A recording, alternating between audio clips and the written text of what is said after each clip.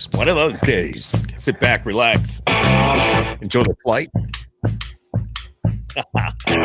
Welcome to the podcast. My name's Skip Clark, Skip Happens podcast host, along with Skip Happens podcast co-host Deb Lamphere, president and founder of the official country music fan club. This is the podcast that will bring you the stories. We will interview the incredible up-and-coming artists out of Music City. Also, we chat with the big stars, and we talk about their journey to stardom. We also love talking to entrepreneurs. Not only that, it's people like you and I. That's all. And just remember, Skip happens. So get over it. Let's get right to the podcast. All right, folks, welcome on board. Just get over it. Don't worry about anything. Nothing you can do about anything. You know what I mean? Welcome. Exactly. Hey. You gotta take life as it is, and that's what we do. And again, welcome to Skip Happens podcast. Deb Lamphere, Skip Clark right here, and our guest tonight. First time we've had an opportunity to chit chat a little bit. I think it's all because of this pandemic. He probably would have been on a radio tour. He probably would have stopped by the station. We probably would have gone to dinner. He probably would have been in the pod zone here. There's a lot of probablys, but those probablys didn't happen. And here we are. It's Tay Bronson, everybody. How are you, Mike? Welcome. I'm great. Yep. Thanks for asking. Thanks for having me. Long-time listener, first-time caller. So how long have you had this problem, Tay? No, I'm just kidding. But hey, first of all, I always start this off with tell us a little bit about your surroundings. Where are you? And just tell us. So I'm on the north side of Indianapolis, Indiana, a little town called Carmel, Indiana. And yeah, it's nice up here. We got a few inches of snow on the ground, and I don't know, had a high of like a balmy 30 today or something. Oh, that's about our kind of weather, don't you think? Yeah, I think that's almost identical to what we had. We had that snowstorm come up the coast, and actually here in the Northeast, we're upstate New York, so we kind of got away with only getting maybe 4 or 5 inches of snow, but maybe just about an hour south, they've got like over 3 feet of snow. Oh my gosh! Yeah, and it's not the light, fluffy type of snow that would come in off the lake. This is the heavy, wet stuff. We get a nor'easter, it's heavy and wet and just a pain in the ass to move. Yeah. No doubt.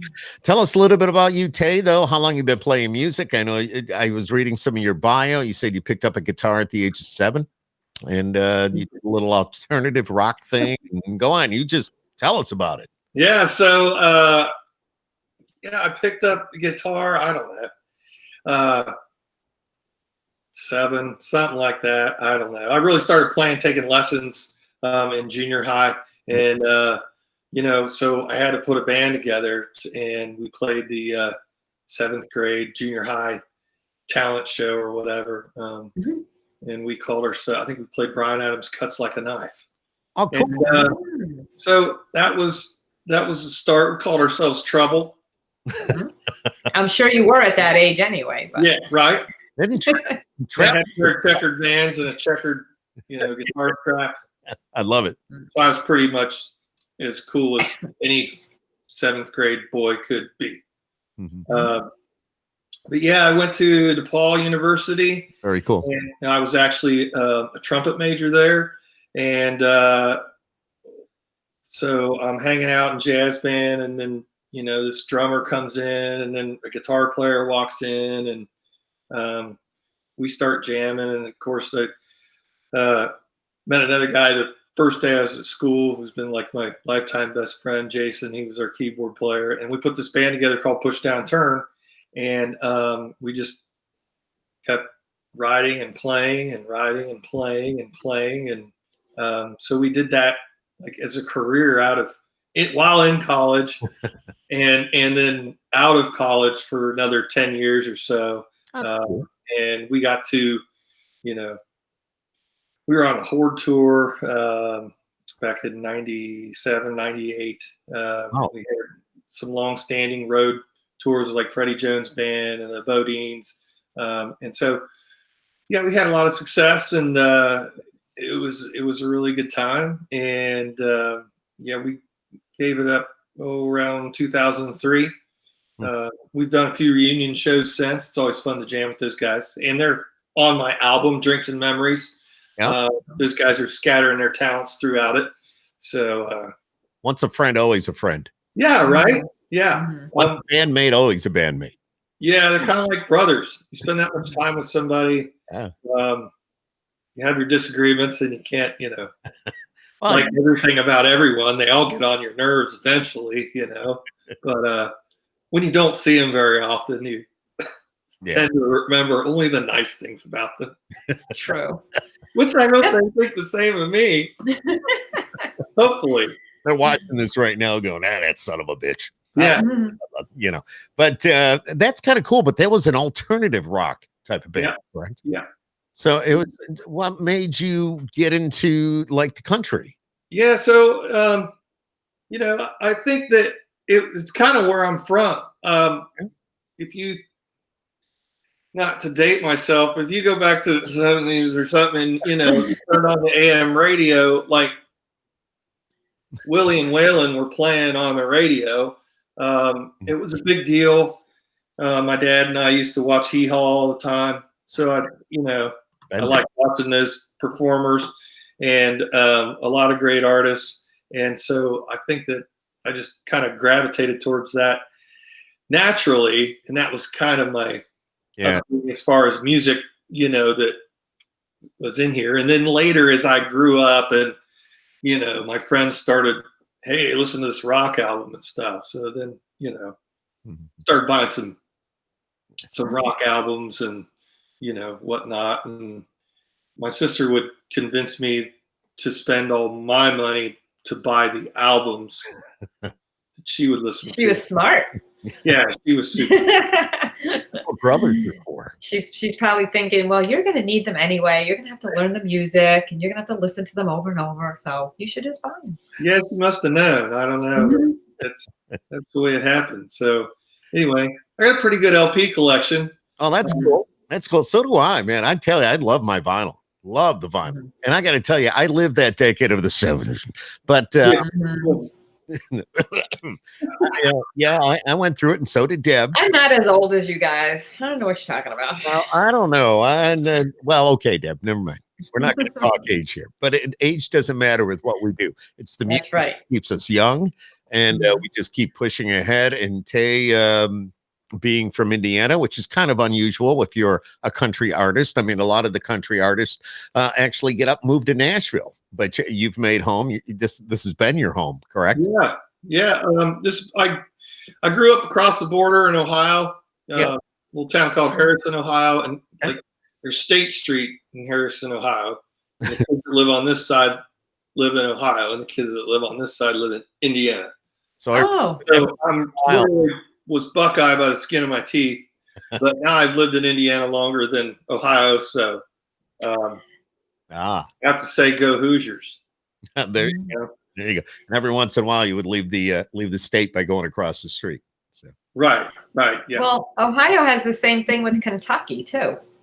You cross the bridge and you're in Kentucky. Right. So that's very interesting for a state. Yeah. Never knew. Mm-hmm. It is. And we go to Ohio a lot, so I learned a new fact.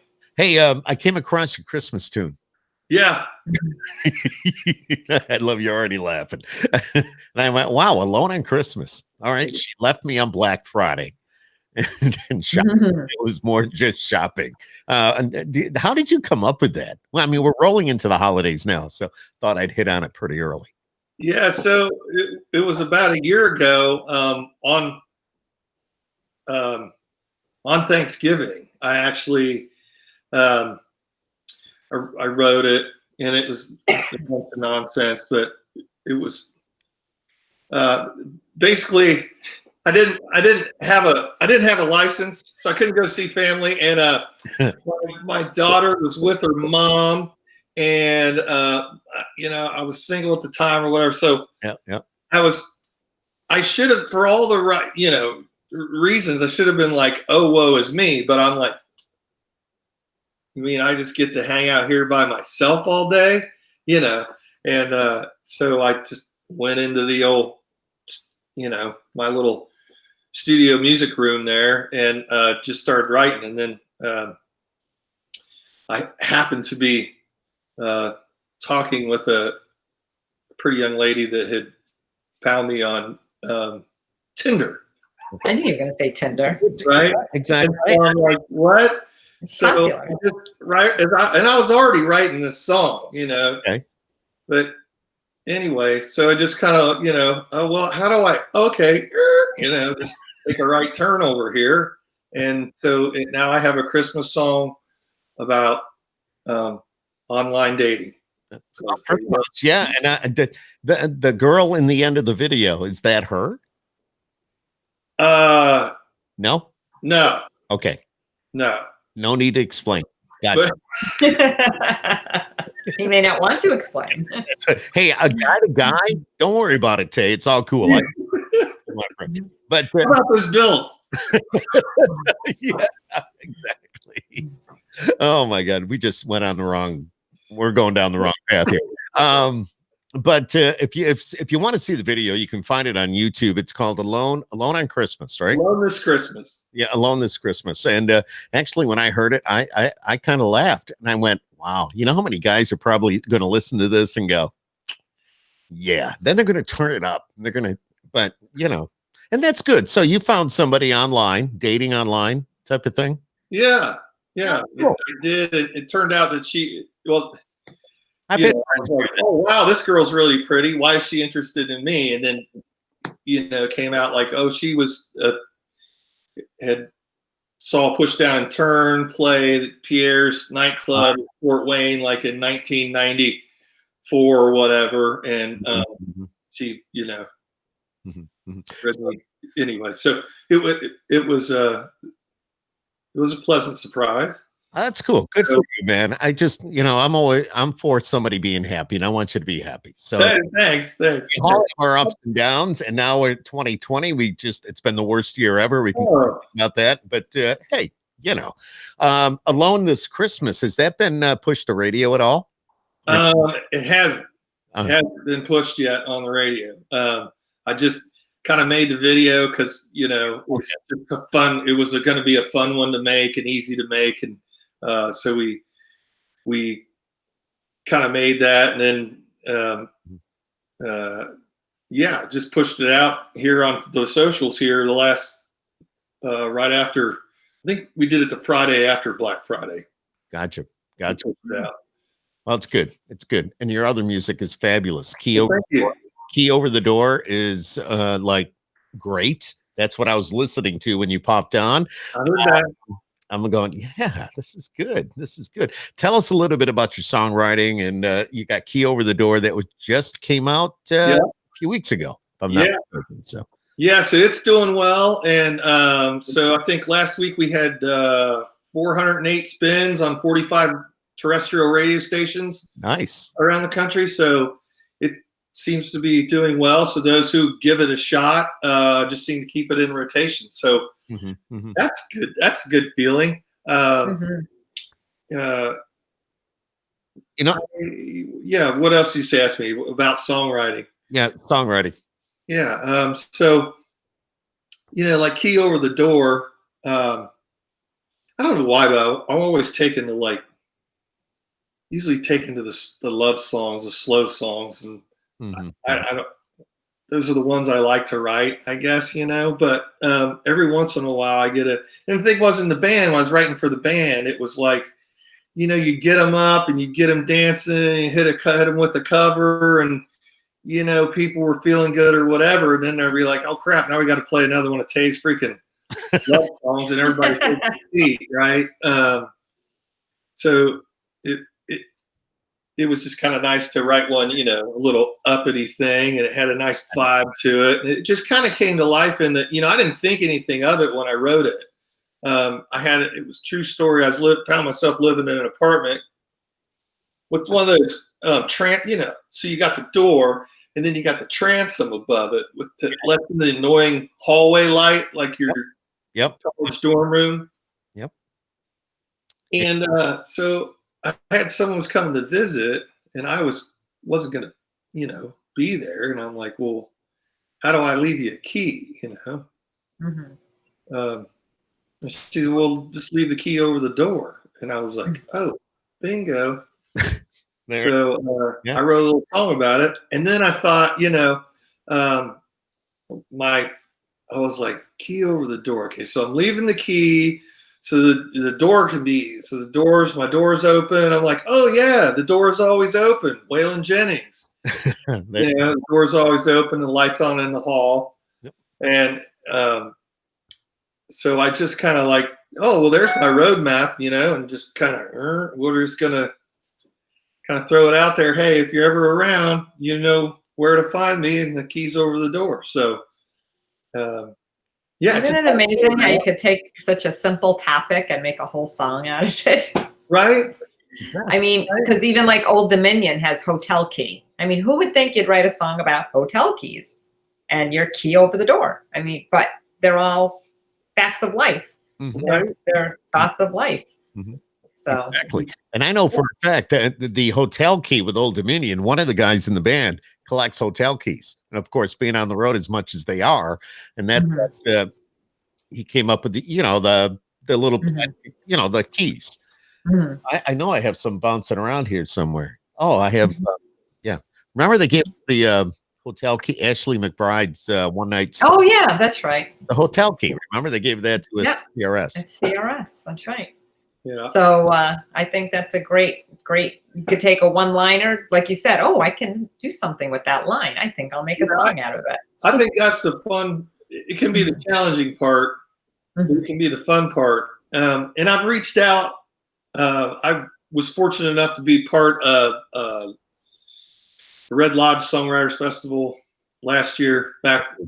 Remember we go play places, and I was way back when. Yeah, way back when. And I was a finalist in their songwriting competition, and I got to go out there, and I met some really good friends, Chris Moyce, Jackson Emmer, Chad Okrush. These guys are, just like me. They're on this earth. They're put on this earth to write songs, and it's what they do. And if you're not doing it, then what is it that you are doing? Because this is what we love to do. And so, had a couple of those guys. I just, hey, here's my what. Send them a line or sing it in the audio thing. Send it, and then like 5 minutes later, you get this. Oh yeah, thanks, dude. So it's fun. I think it's fun. I like the cleverness of country music. And it's kind of like putting a puzzle together. Like, well, I got this piece, I got this piece. Now what I got to do is find something and connect them right here in the middle, and you just got to keep working with it to figure it out. And that's what I really enjoy about songwriting. I think I enjoy it much more now because I had no reason to continue doing it. When I was with the band, I think we were, showcasing for labels and right. This, and we got a lot of our songs on some, big compilation CDs, Abercrombie & Fitch, Lids, Cool Cigarettes. Yep. So we were in the daytime shows. We were getting our stuff out there, and it was just like everybody was like, "Hey Tay, where's the next one? Where's the next one? Is it upbeat? Is it upbeat? Where are we?" Mm-hmm. And I think that kind of just takes all the fun out of it. Yeah. You know what I mean? And I heard those stories from the big boys. Mm-hmm. That's all they want, and but that's not what it's about. It's about the joy of the process, the fun writing it. And when I sat down an hour ago, I had a guitar and a blank piece of paper and a pencil, and then now I have this. Well, here it goes. Well, we talked to, as we've talked to a lot of artists, and they much prefer the independent artist right now. They much prefer being that way because they can do what they want, make their own decisions. They don't have somebody saying, "Hey, we need an upbeat song. You got to do it this way. You got to do it that way." So everybody Deb and I have chatted with, I got to say, almost everybody has said that. Mm-hmm. Yeah, it's a struggle. I remember when studio time comes around that it's a struggle, and because some people have stronger opinions than others. And so one of my bandmates, bless his heart, sprinkled all over my album, and he was in there listening, and I would bring him my mixes, and we'd listen, and he'd offer suggestions, and I listened to his suggestions and said, well, that's nice. That's how you'd mix it, but that's not the way it's getting mixed on this album. But I didn't tell him that, but he probably heard it now and knows who he's talking. I was going to say, he's listening. He's going to know now. Wow. It's crazy. It's what happens. You get 5 guys in a room listening to the same track. We all play on it, Yeah, they're going to have 5 different opinions on it. Yeah. Then where's that go, and what's that do for the record? And Well, that's a daily. Go ahead. What's that? No. In the end, everybody just wants to be successful, right? Yeah. So probably listen to the guy that's behind the board, because he's doing it more often than you are. Exactly. No, I was just going to say that's a daily happening in my house, where we have 5 different opinions on something that's going on, and you never know who's going to win that night. Right. So, right. And I think that's why everybody, because when it's in the artist's struggle of creating something, it's tough to share that, whatever. But if you got 5 different opinions, I think that's a good thing. I think you come out with a great song. Yeah. It's, you listen to each other and what each other has to say, and then you kind of come to a compromise or whatever. And I would assume then you've got yourself a hell of a song. So maybe it works for some groups. I think the guys either that or the duos. Yeah. Big and Rich, and the Brooks and Dunn, and those guys, they can just bounce off each other all day long, and one guy's in a slump, the other guy's probably getting hot, and Well, with Big and Rich, I don't think Big Kenny really cares, and John Rich is just doing it all on his own, and they make a great duo. I mean, they rock the house because of that. I mean, we've been to some shows with them, we've interviewed them, Kenny is Big Kenny is just a great guy. I actually met him at St. Jude's a few years ago, and we just we hung out, and just the guy's wild and crazy. John Rich is so formatted when it comes to the music, so it's pretty cool. It's cool music. It's a very outlaw, so it's awesome. What about the pandemic, Tay? I mean, of course, March, everything shut down everywhere, and you and your songwriting, have you had to do things differently? Obviously, I know you have done things differently. Was it over Zoom, or have you been able to keep in touch that way? Yeah. So I got sent home, I had a day gig, and I got sent home for about 3 weeks, and I got busy, and I got to writing. So I did a bunch of the, Facebook live streaming early on. And set up, I just, like, you're going to play the show, except it was a Facebook live event, and set it up for Saturday at 7 p.m. or whatever. And we had a lot of success. And seemed I was able to retain, get 40, 50 people online and able to retain them for a long period of time. That was good. So that was a lot of fun. And then that just kind of teaches you a little more, okay, this is another tool I can use. Let's figure this out. Right. And then I did a couple of, I live on a cul-de-sac. Okay. So I did a couple of cul-de-sac concerts right out on my front porch. Oh, that's awesome. Yeah. And there's only 2 other neighbors, I think, in this cul-de-sac that aren't retired. So the rest of them built their house. My house was built in '78, so most of them. Yeah. There's that, most of them built their houses, and they're still here. Oh yeah. So they were real receptive, and so that was a lot of fun. And now Indiana's we're opened up. So I got a couple wineries that I play on the regular. Oh, really? Yeah. And so been playing those. I host a writers round once a month, just to be a proponent of songwriting for my other songwriting buddies in town, and I just you know, Mhm. people contact me, and if I don't have anybody, I start reaching out to them like, hey, why don't you come play our songwriter around? And we do that. That's a lot of fun. And so we're kind of going. It's just the big clubs, you know, the bars, not happening. So everybody's kind of still just in a holding pattern, I guess, on the live music front. But Yeah.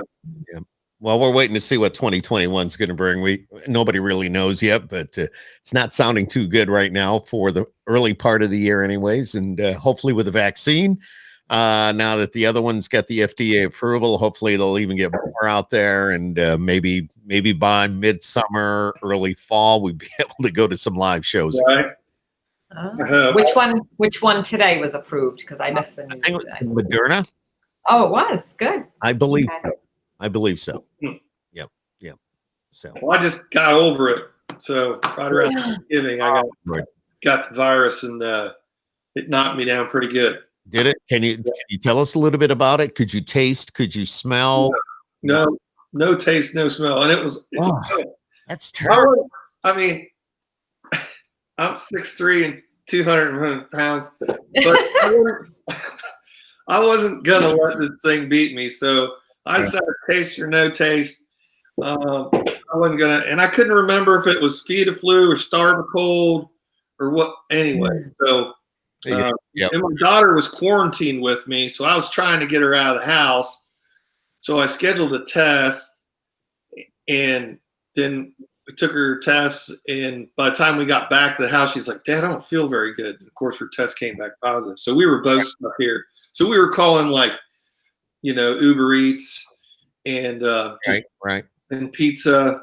I mean, I was like, we just got to eat, Mallory. Just don't let it, get you down. She kicked it in 4 or 5 days. I was feeling bad the first couple of days, and then I thought, okay, I got it licked. And then like day 9 and 10, I started running a fever again. And I was just like, man, this is a long time to be down. Yeah. And then it was literally about day 13, 14, I bounced back, and all of a sudden I ate lunch that day, and I'm like, I can taste my turkey sandwich. Wow. Such a good feeling. Thank God you're okay, my friend. And thank God your daughter's okay. And wow, just we're all good here. Thank the good Lord. I know my son has he's got a cold. So my wife took him to the doctors yesterday, and he got tested. It's something they would do just anyways because of what he had, and that was negative. So we're good. Yeah. We're good. We're good. How long when you got? I know we're getting off the subject of music a little bit, but when you had the COVID, but when did you realize that you needed to go get tested? Was it like right away? I mean, did you like a week? Yeah, so no, I mean it was like that. So I was kind of coffee the day before, but I'm always kind of coffee. So it was just like, and I was up working in an attic or something. So I'm like, I just breathed in too much insulation. And then I think I picked my daughter up from basketball practice that night, and I couldn't get warm. And I'm like, why is it so freaking cold in this house? Well, I always keep my house at like 68, so I don't know why I was feeling cold. So I went to bed, and I kind of fell asleep, and my daughter came in to, I don't know, asked me about something, and she kind of woke me up, and I had sweated through the sheets, and I'm like, uh-oh. Yeah. And I woke up the next morning, and like I went to cough, and my chest hurt really, really bad, and that's when I was like, man, I need to go get tested. And so I just went to a med check, like one of those little stop-in. Right. We have an appointment, and I told him, and I was talking, and she goes, "You sound awful." And I go, "I am, and I'm supposed to go out of town with the crew for work, and I gotta get this figured out now. It's going to cost us thousands and thousands of dollars." So she's like, "All right, just sit tight. We'll get you in here." And they did. They got me in and got me tested. I was positive, and then I had to call work, and we had to figure out plan B real quick. Yeah. They don't give you anything, right? Isn't just have to run its course? And then I'm like, okay, well, they're not going to give me anything. Mm-hmm. But I'll call my doctor. So I call her up, and I'm like, hey, leave a message for the nurse. I've been diagnosed. So y'all want to call me in the, you know, I've got the chloroquine or whatever, you know. I'll take it. No problem. Bonnie had, I'll take some. And, you know, they, vitamin A and D and zinc, and good luck, you know. Wow. Well, thank God again that you're okay, Tay. Well, yeah. You know, there's been other artists that we've talked to that's been through the exact same thing. I forgot who it was, but another artist said, what, Deb, if you remember right, I think it was Caleb, said that he could 5 or 6 weeks he couldn't taste, smell. Right. Yeah. Yeah. I'm going, oh my God, I don't know what I do. Maybe it'd be good for me to lose a little bit of this gut. Right, man. Like I don't know. I was just so like, I felt bad. It's just fatigue. It's like, it wasn't that feel bad. It's just fatigue. So you get up, I feel good. You take a shower, and then I have my, I feel good. I got my shower, and I think I better sit down now. Yeah, I'll just watch another episode of Little House on the Prairie, and then I'll.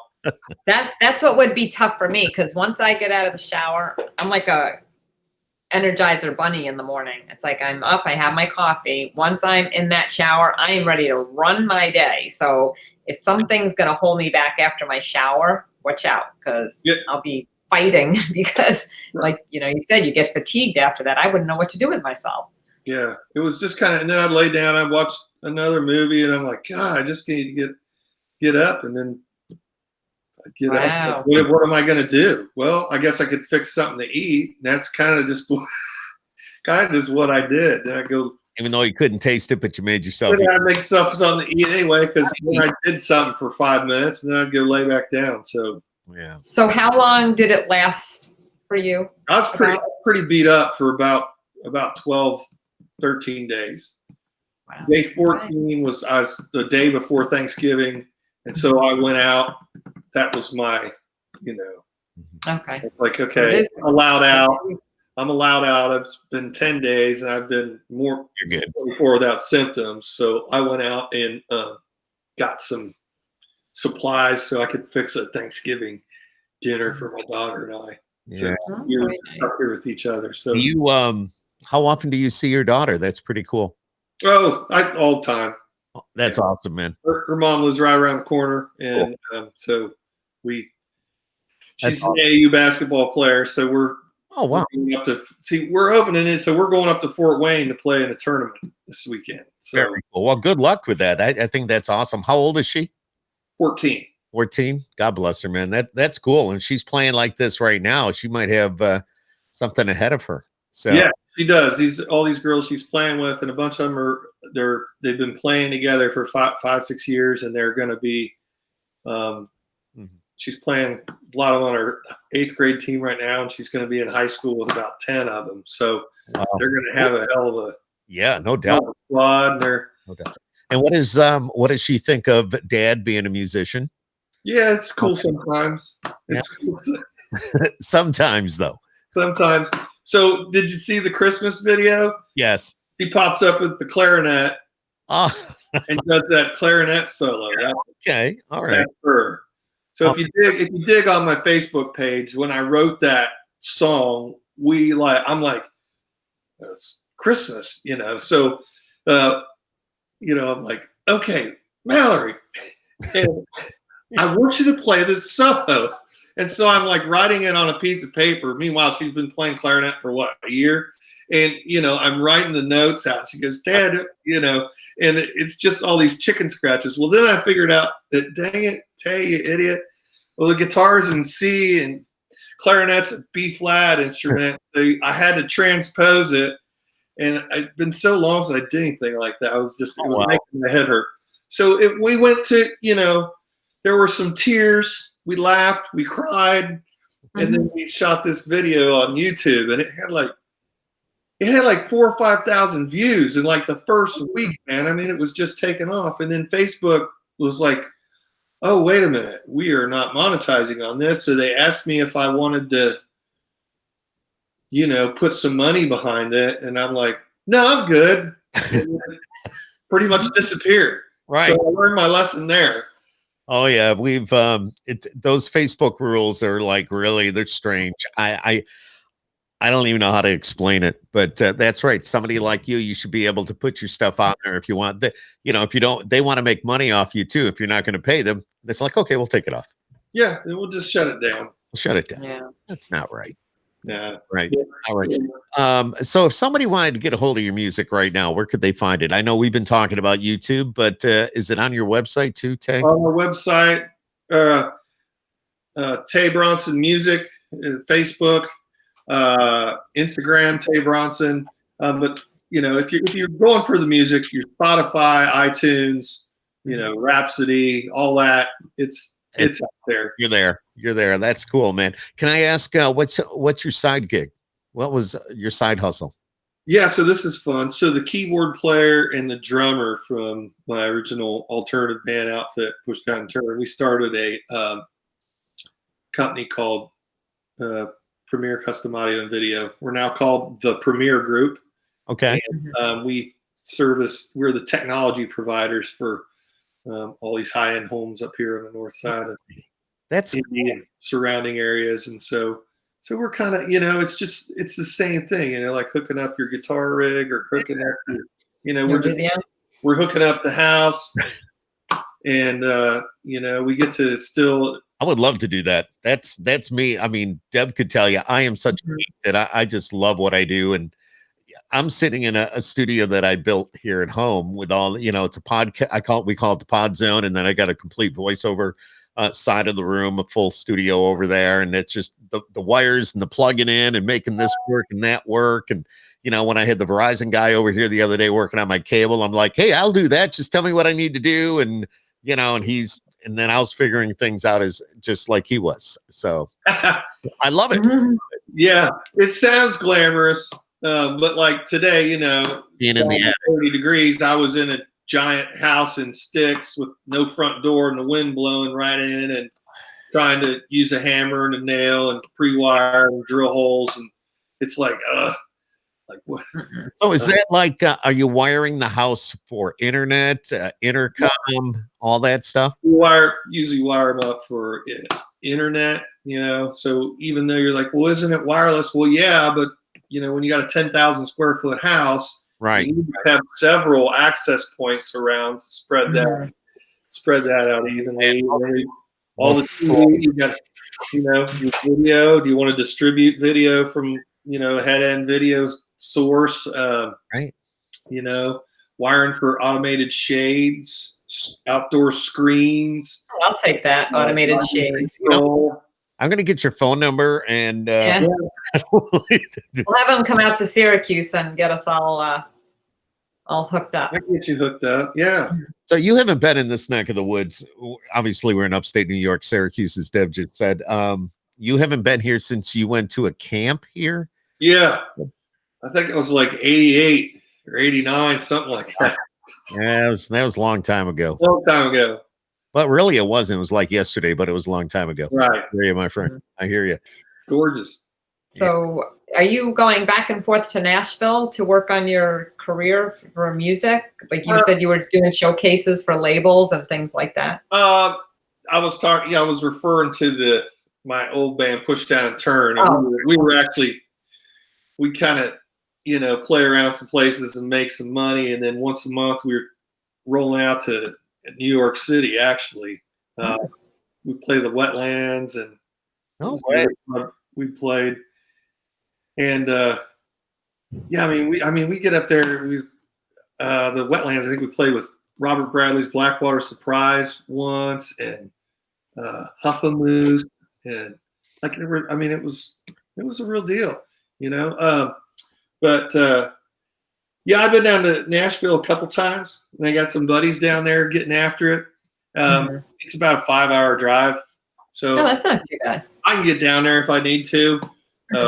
But there's plenty of talent down there. I don't need to be fighting them for a gig at the Winery. I think I can just stay here and keep. I'm not trying to be the country rock star. I'm a songwriter. And I like to write songs, and I can do that from anywhere. Absolutely. I put it out because, hey, I'm over here writing songs. Y'all need some? Here I am, type of deal. And yeah, and I enjoy when people react kind of to it, or say, man, that's a great song. I love that song, So. Well, your music is phenomenal. And I'm really surprised that we haven't heard more about you, because after listening to Key Over the Door and, of course, the Christmas tune, which is more or less a novelty type song right now, but still just listening to that in your voice, man, it's cool. I'm surprised we haven't heard more about you. But Push Down and Turn, that was your thing for how many years? So maybe I'm just, I've been always in the country genre. Very passionate, very dedicated to that format. Deb is as well. And that's why she has her country music fan club. You got to check them out online too. They've got some awesome stuff on their Facebook page. So, and I'm all signed up. All right. Is there like a membership card that I can fill out where I can get the official hat or it's on its way. Patch? It's on its way. Ring. And we would hook you up. She would hook you up anyways. She's one of our guests. No, definitely. Well, if you liked the Facebook page, when you have music coming out or anything you want to get promoted, we will be sure to share that with all of our members. And we are building. And we have other avenues in Nashville that we are connecting with right now. So that will be a bigger database to pull from. So we love introducing the new artists to new fans. So we have a good time with that. Yeah. Win-win for everyone. I love it. And Push Down and Turn. I don't mean to go back to that, but did you look like at a cap of a prescription? Yeah. That's exactly where we got it from. Really? Yeah. Lead singer's dad was a heart surgeon, and he came up with it actually before he was in the band, if that makes sense. But yeah, that's where we got it to push. Push Down and Turn on every prescription that you have. Yeah, I think one of our first shirts had the little. I love that though. What a great idea for a name. So that's kind of cool. Yeah, it was kind of like that, and then it's so funny, man, because I just look back over the years and. We had, maybe played a handful of gigs and it's like, Push Down, Turn. I'm just not sure about that. Maybe you should change your name. Well, we can't change our name now. Nobody will know who we are, That's right. And then 8 years later, you're like, why were we so hell-bent on keeping this name anyway? Oh, I don't think it's bad. I thought it was pretty good. I like that Push Down and Turn. What a great idea. Skip Happens. Skip Happens, man. I love that name. That's so great. That's why we do it. Skip Clark, Skip Happens, and Deb is there, so we all make it work. Hey, Tay, before we let you go tonight, first of all, just a big thank you for spending a few minutes of your busy schedule with us. Hey, thanks for having me. We got you out of the attic. All right. Yeah, I'll go back. I got to go back in the morning, though. If you could give me a note that I could maybe go in late. It's going to school with a note. Oh my God! I used to write my own. I could actually sign my my mother's signature. Good. Yeah, I wasn't a good boy doing that. Oh man! But that was a lot of years ago. That was like the 70s. It was a while ago. Quickly, what are your plans for Christmas? What are my plans for Christmas? So, oh my God, did we have my daughter was born on Christmas, so she's a Christmas present. So we celebrate her birthday. It's a big day. So my nephew, my youngest nephew, Kent, my sister's youngest, boy, he's a hell of an athlete, and he's my fisherman buddy too. And he just finished up his senior year as varsity soccer, and they lost in sectionals to a team that they had already beat pretty bad in the season. So they were pretty good. Which he was having some dizzy spells, but with the soccer going on and head balls and all that, and it's just like I just figured out. Well, he had to come home from school because he was so dizzy, and so Sis took him to the hospital, and he had a massive tumor on his brainstem. Oh my God! And so they got it all removed. It was non-malignant, Oh, And it's like best case scenario and everything, but apparently when you remove something of that size from where all your, like, he's having to learn to redo everything. Everything. Really? Yeah, and talk and eat. oh, wow. And so we just got word today that he's going to make it home for Christmas. So That's the best news ever. yeah, it was a great Christmas present. So Yeah, absolutely. we're just going to have Dad's not with us anymore, so it's just my mom and my sister and I. We'll go to my sister's house and just That's awesome. enjoy everybody being home. Right. And That's what it's all about, being with the fam. Absolutely. Yeah. Absolutely. How about you guys? Well, that's kind of because here in New York, we can't really do much. I mean, normally my home is the party house. My house is the party house. My wife comes from a big family. There's 10 kids, and they've got, their spouses, and then they got their kids, they got the grandkids, and then it's huge. Well, we don't know. We were talking about it today when we went shopping, and it's like my wife says, everybody's going to have their temperature checked. Everybody's going to have to wear a mask. Everybody's going to have gloves because she doesn't want people touching the same, normally the shrimp is on the table and everything else, people, and you get your drinks and stuff. But, so that's my mother-in-law is 93 years old. So that's what really concerns us is that mom is 93. My parents are gone, but, Nancy, my wife, her mom is 93. So that's what concerns us the most. Do we put her in a corner and wrap her in cellophane so nobody can give her anything? You might have to. To do, but we can't. We're not going to leave her alone on Christmas Eve. No, you can't do that either. No, exactly. That's a tough call, man. I mean, I went through the darn thing and I'm like, it's not that bad. It's not that bad. And then now I've got like an older golfing buddy that is not going to make it, Yep. I don't know who. It's just weird how it just picks out. Mm-hmm. Yeah. My son is 20 and he's Down syndrome. And one of his friends was in the hospital on a ventilator. They just removed the ventilator though. So it's good news. Good.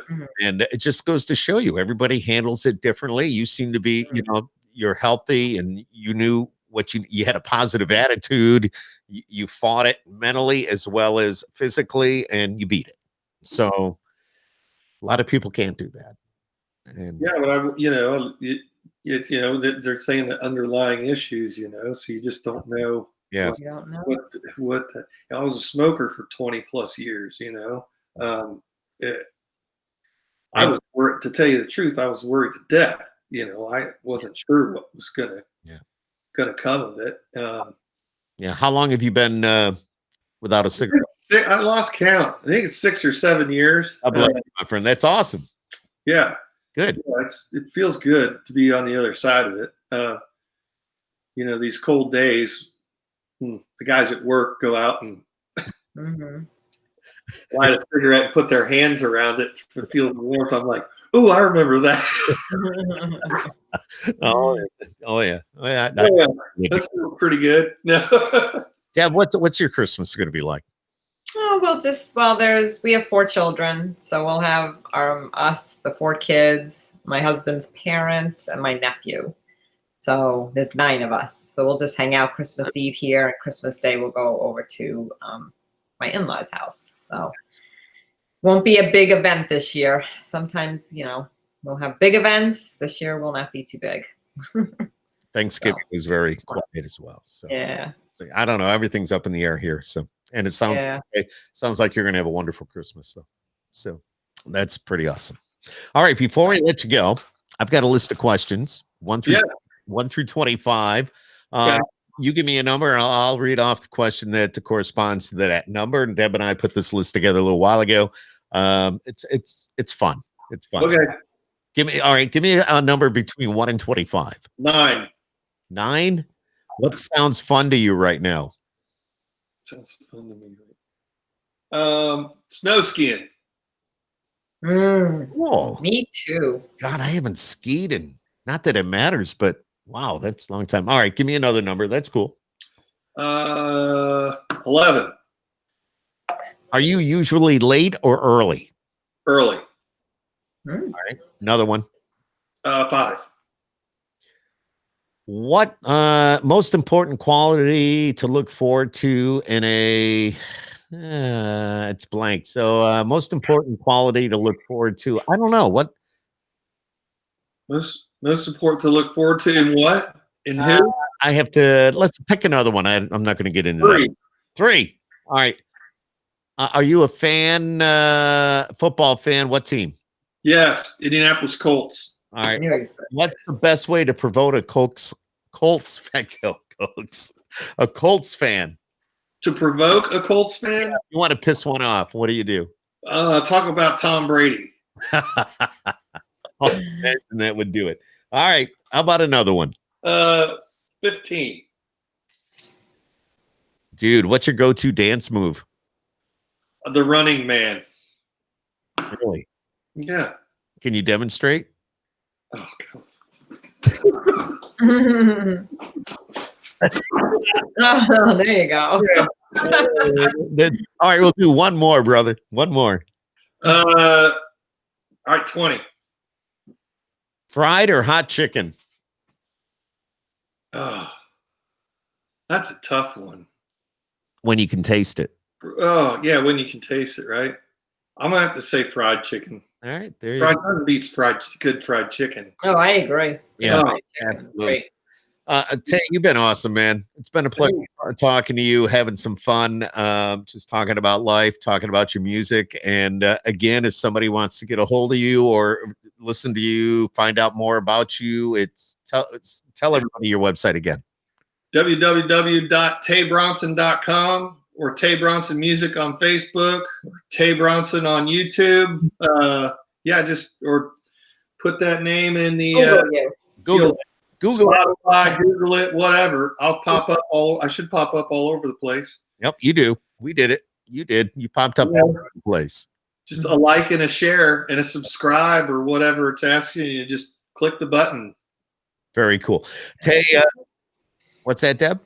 That we shall do. Exactly. Hey, God bless you, my friend. Have a great, great holiday.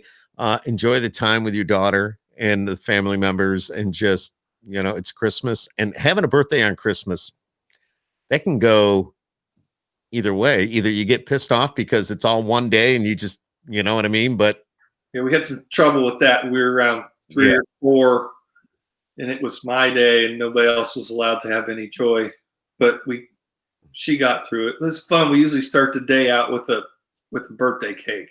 There you go. Blow it out.